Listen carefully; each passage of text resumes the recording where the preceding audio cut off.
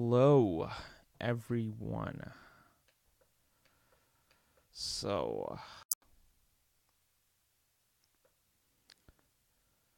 let's take a look at audio synthesis.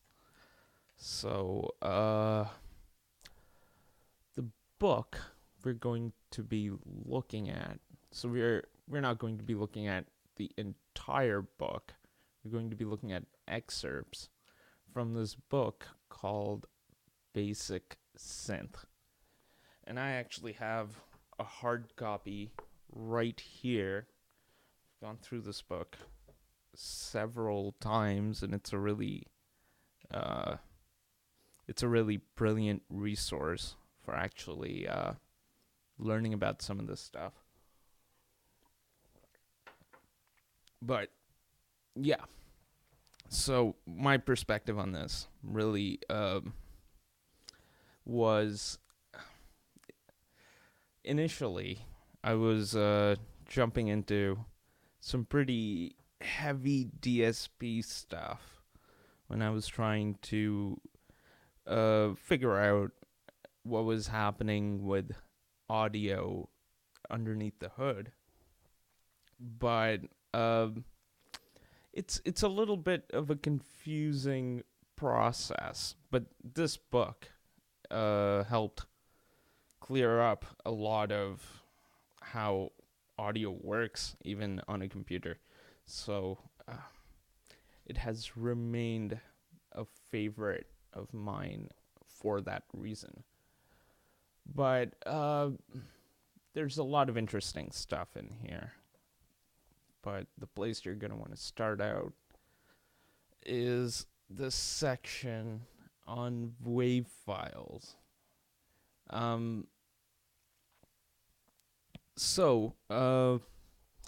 Some background on what audio is to begin with, because if you're going to be dealing with audio, it helps to have a good definition of what exactly it is that we're dealing with.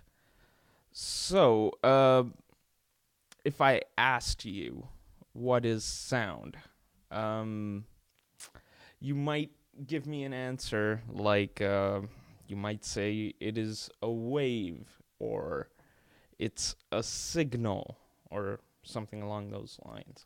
And these are all accurate in some sense, but they don't really give you any meaningful description, because let's look up what a wave is.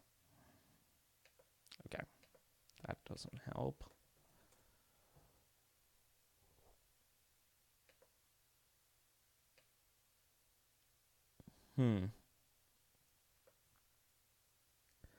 Oh, huh.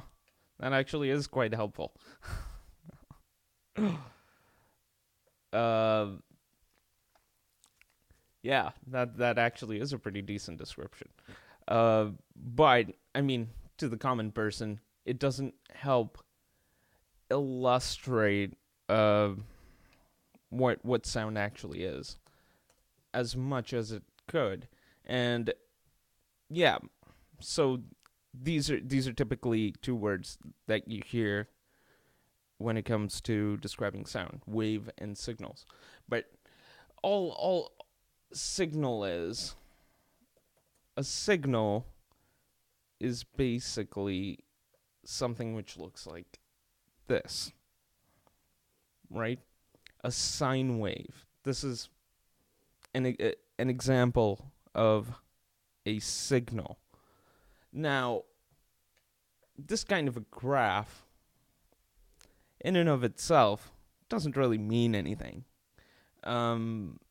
It like these sort of signals or these waves, they're used to describe some sort of phenomena. And when it comes to sound in particular, the phenomenon it's actually describing is a fluctuation in air pressure.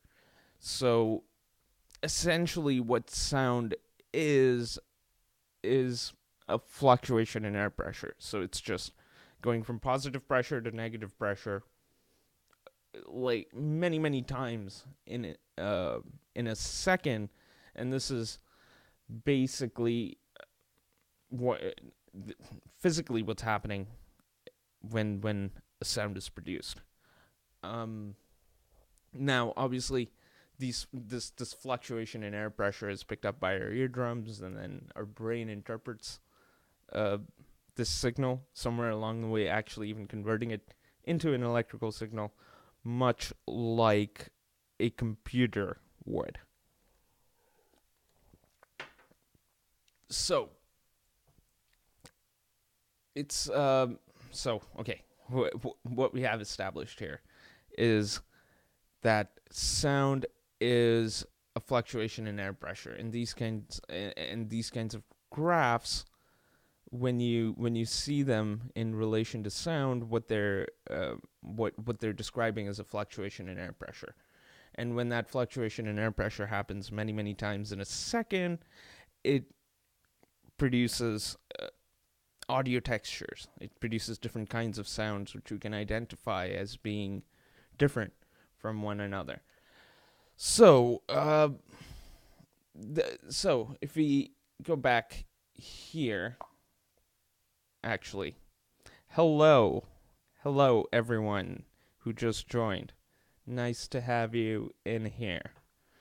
So, we're obviously talking about audio programming and audio synthesis over here, and we're just going to take a look at the basics. So the book we're looking at,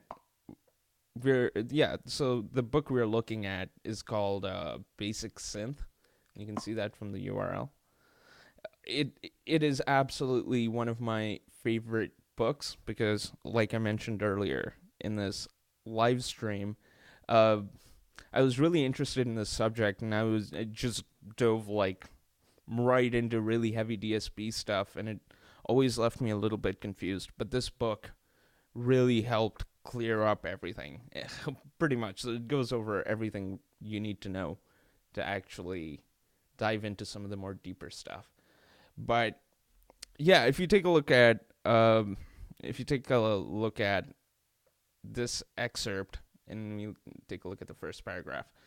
So all it says here is that the like the point of synthesizing audio is to generate these periodic signals, and that's essentially what we're doing when we're synthesizing audio. Um, but an important part in this process, uh, like I was mentioning, audio is just a fluctuation in air pressure, and an important step in being able to deal with audio in the context of computers is this thing called analog to digital conversion and digital to analog conversion. And why we need to do this is we have this thing called a transducer. So it takes an electrical signal and actually converts it into, some sort of, as it says here, physical quantity, but some sort of material mechanical thing, which in the case of audio is taking electrical signals and converting them into fluctuations in air pressure. So a transducer is basically the part of your microphone or your speaker which is taking the electronic or the digital representation of audio and then converting it into fluctuations in air pressure, which we can perceive as sounds. So let's take a look at this book a little bit more deeply. So like I was saying earlier, the main point is to generate these periodic signals, right? And there's a particular way of representing these signals in code. So you definitely need some sort of a loop, right? Because what like what's happening is and we'll cover this a little later here. What's happening is you have many different samples which you're generating, and each sample represents the actual physical value of the air pressure, and you can change that over time. And that's pretty much the basics of what's happening there. And in order to be able to do this, because we need to be able to change the amplitude of our signal many times over the course of a second, we're going to be generating a lot of samples. And in order to do that, we need a loop. So that's basically basically the gist of it. And typically what you're gonna end up using lots of these trig trig functions, because we're generating periodic signals, right? So yeah, to the next part here, right?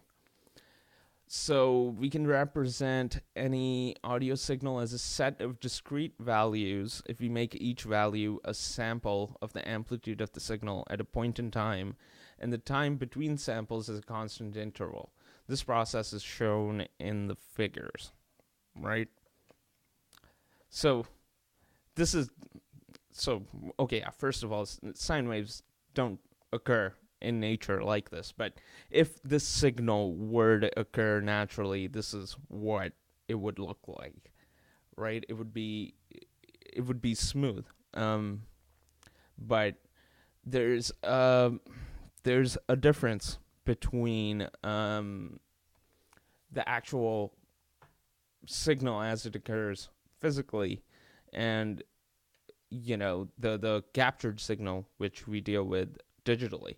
So in this, it's like infinitesimally, I believe is the right word, infinitesimally smooth. So you can keep zooming in, and this is theoretical, right? So practically there are limitations, but theoretically you could keep zooming into the signal, and it would still have potentially a smooth curve of some sort.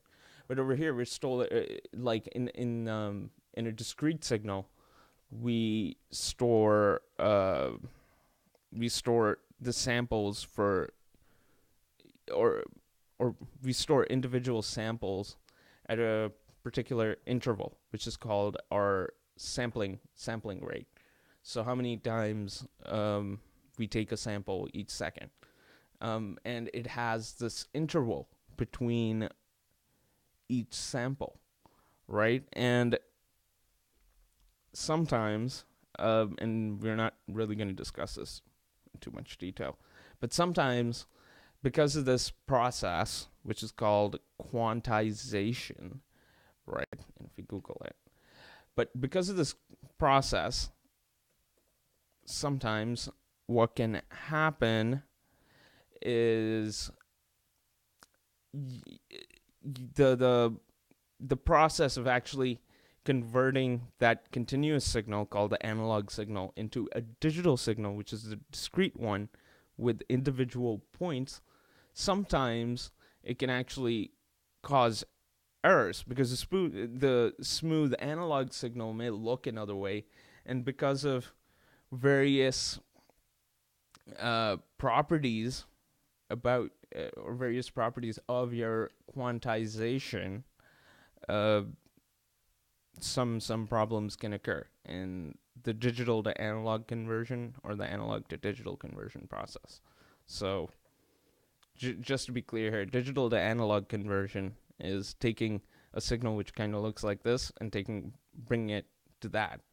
And analog to digital is taking this and making it look like that.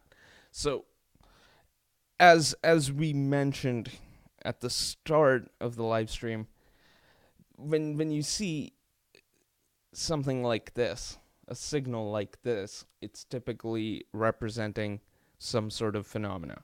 And that, in this case, and very important to repeat this, is just it's a fluctuation in air pressure. So yes, this is what our sampled waveform looks like, and it's getting stored in a computer, right? It's getting stored as discrete numbers over time, and these numbers basically are going to tell us the actual air pressure. Right. So let's move on a little bit and actually talk about the wave files. So typically what you would want to do, is write directly to some sort of a buffer, right? And this is what you need to do if you have if you want to actually actively hear the samples which you're synthesizing, right? Typically, the operating system. So the operating system, it's interacting with the audio hardware in some way, right? And what it does is, so to represent like some given time period, like say half a second, right?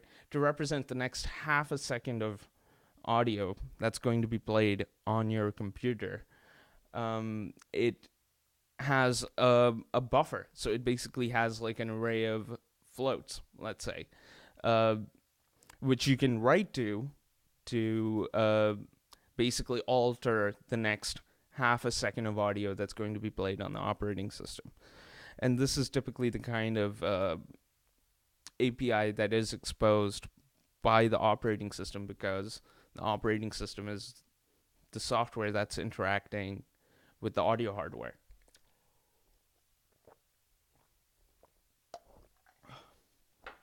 Okay. But when you get into doing that, you are dealing with operating system specific tools, right? Different APIs and stuff like that. So a better route to go through, at least initially, is instead of writing to that buffer, which decides what the next, any like next dash seconds, it could be any period of seconds. But the next few seconds or milliseconds is going to be that buffer. Instead of writing it, or instead of writing the samples we generate to that buffer, we're just going to write it to a wave files, or write it to wave files. And there are a few benefits to doing this. The first one being that wave files, or this format, is pretty standard. So, it's basically just a convention for organizing and storing audio data so that different applications actually know how to interpret it and play it, and actually, and so different applications know how to actually pass it on to that buffer in the operating system so that it can be played. And that's basically what wave files are. But an interesting thing to note about WAV files is that they have a particular structure, and this can be said about pretty much any file, including executable files, which are PE files. They have a particular structure. And if we were to go to a hex editor,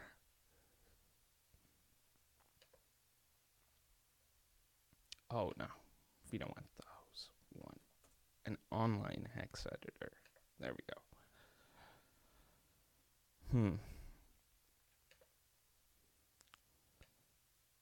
Let's open a WAV file I synthesized. Right. So if we take a look at the raw data, or the ASCII data in the right side here, you can see that it starts out with an RIFF, right? And then it has this wave, and then it has this thing FMT, and then it says data, and then there's a whole bunch of stuff for a little while, and it looks like junk. So it's unintelligible, at least as far as English is concerned. But the first little bit, we can see there are these few pieces, right? And this is typically, it's called magic numbers. So it's basically the header of the file, which is used to identify what kind of a file it is and what the application is supposed to do with it. And if we look at it here, there's a whole bunch of stuff, right? So if you have like, if instead of these numbers you had this, then it would presumably be a JPEG file. And this is actually how like those file recovery programs actually go through and recover a lot of these files. But the point is, this portion before the data, this portion is actually helping us identify that, oh, okay, so this is a WAV file, and the rest of it presumably is a whole bunch of raw audio data. Right? So if you go back here, that's exactly what it says, right? So first you have like a RIFF chunk, then you have a wave chunk, then you have an FMT chunk, and then FMT data chunk, and then it actually says data, and then it has like a whole bunch of audio data. So this is going to be the structure of the file that we're going to be writing. So yeah, and it has like a tiny example which you're going to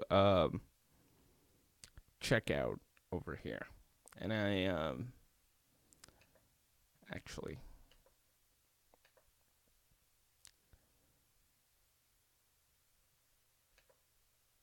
here, instead of doing it from scratch, I'm just gonna do it.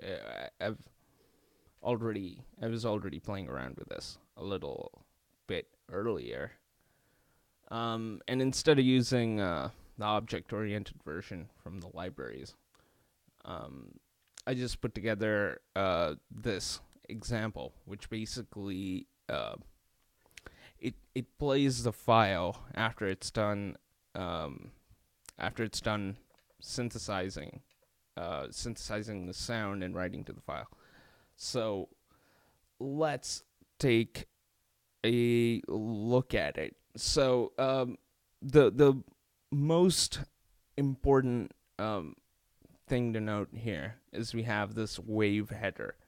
So what this is basically let's see here. It's basically the file header, right? It's all this stuff which identifies that it's a WAV file. So actually, in here, it's everything we saw right here, which actually tells us that it's a WAV file. And in this function, what it's doing is it's initializing the structure with all of the default data, and then it's writing the sample buffer. So if you see here, we're passing in the sample buffer, which is an array of an array basically of samples which we want to generate. So let's just tell you a little bit about sine waves here. So this thing has a really special significance when it comes to audio synthesis. Okay, so there are two things, two main characteristics of an audio signal. The first is the amplitude, which describes how loud a particular sound is.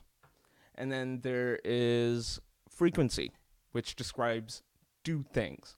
So first of all, it describes the note. So it actually describes the pitch that's being played.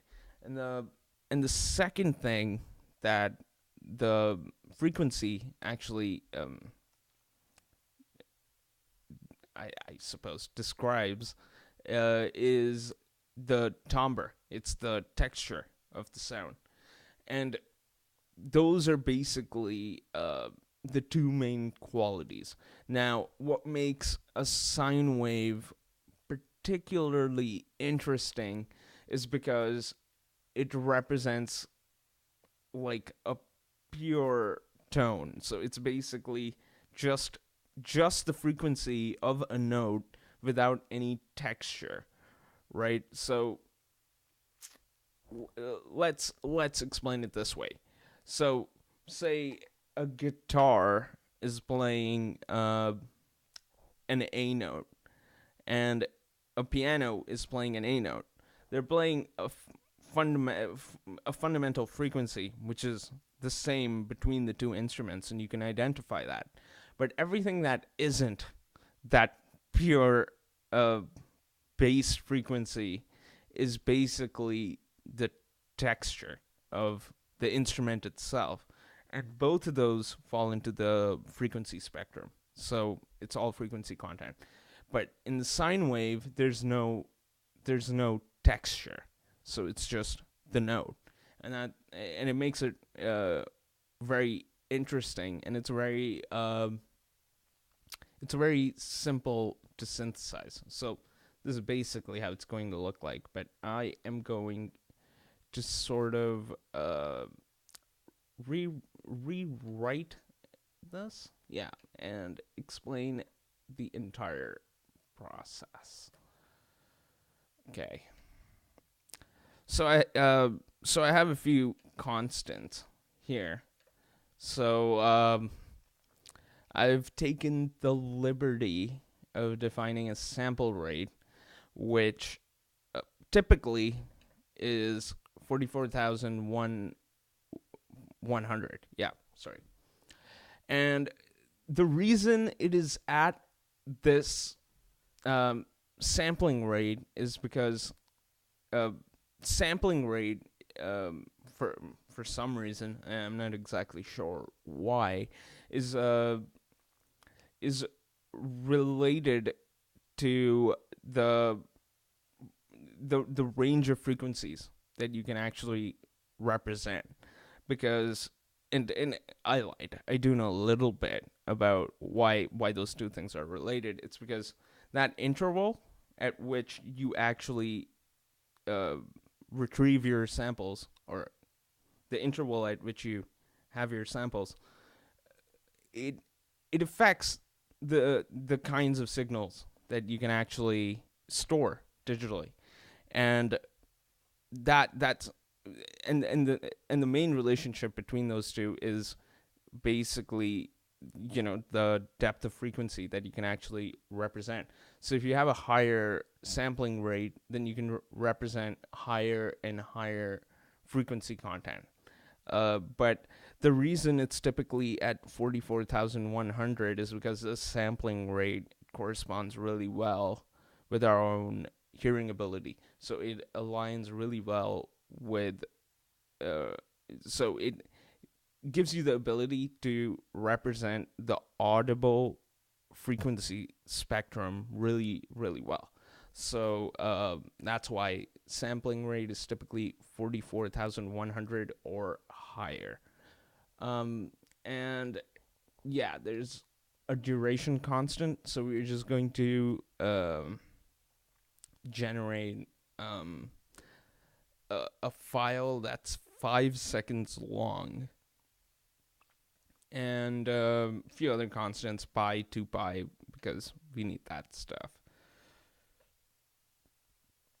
Okay, so our sample buffer is 16-bit integer. So we are going to declare that.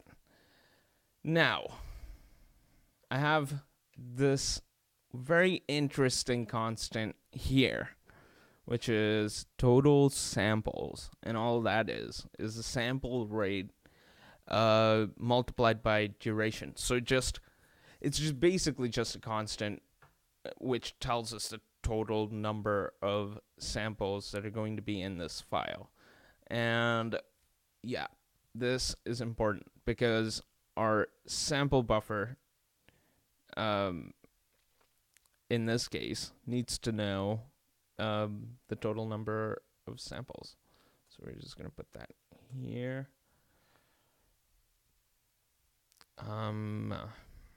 Okay.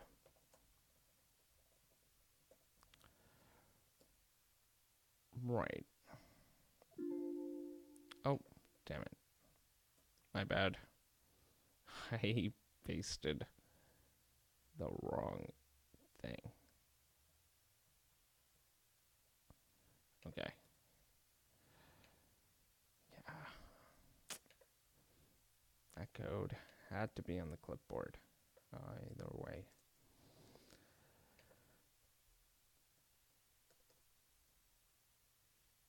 Huh. Okay. So total samples. Okay. So now we're basically just going over our sample buffer, but we need to fill it with some sort of periodic signal. So we're just going to generate our pure tone, our sine wave, and let's see how that sounds. So it's going to be at a frequency of 4,400, or yeah, no, 440, which is basically the A note. It's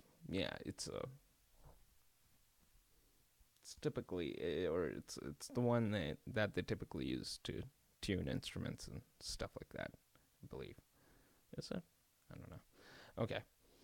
Either way, so let's go to sample buffer. And oh, wait. Before we get into this, we should take a look at the signal generator page here. Right? It basically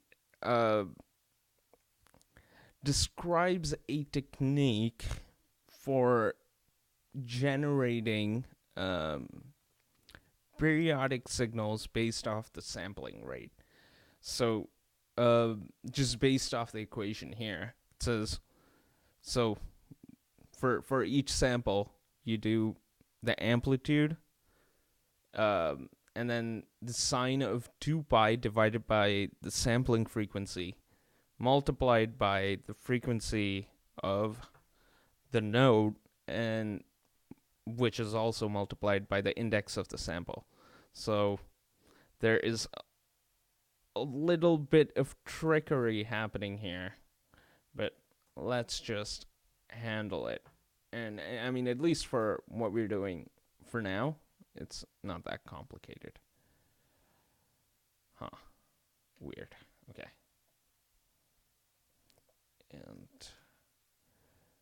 And what we're going to do is, because we're storing it as a 16-bit integer, we're just going to multiply it by int max, because otherwise the sine function here, it only it only generates values between 1 and -1. So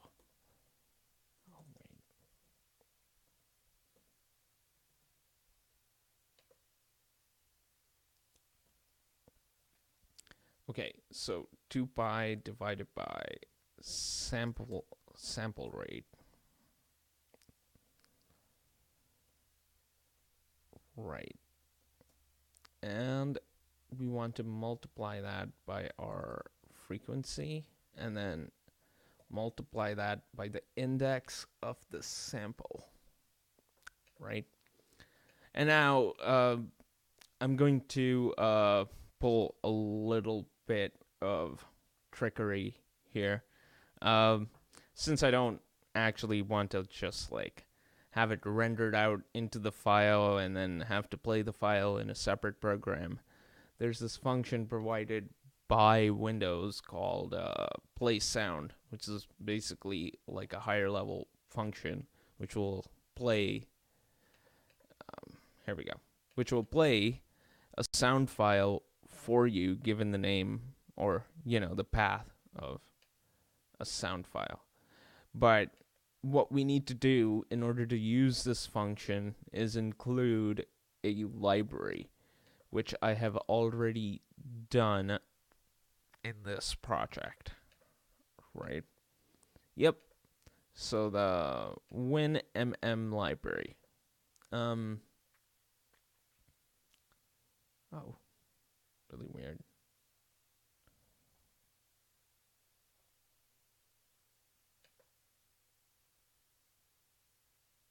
Weird. Oh, that's why.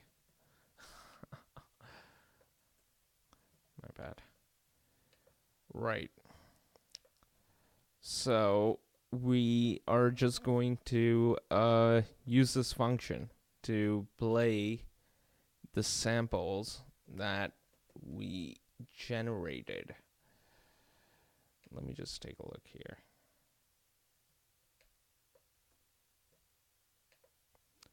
So if you look down here, our samples are going to be stored in this file called out.wave. So we're just going to play that. Yeah, we need to do this. I believe this is just 0 and SND file name. Here we go. So this is what a pure tone sounds like.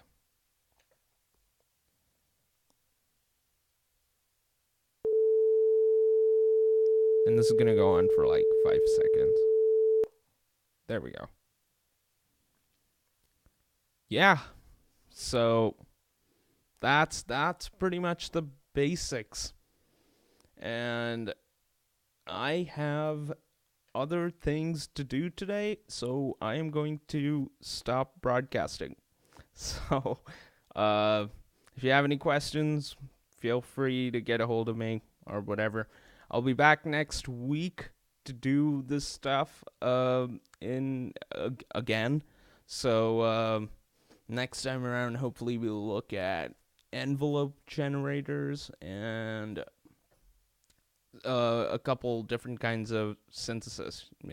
We'll look at subtractive and additive, and we'll talk about them, and we'll play around with them a little bit. So catch me then. Bye for now.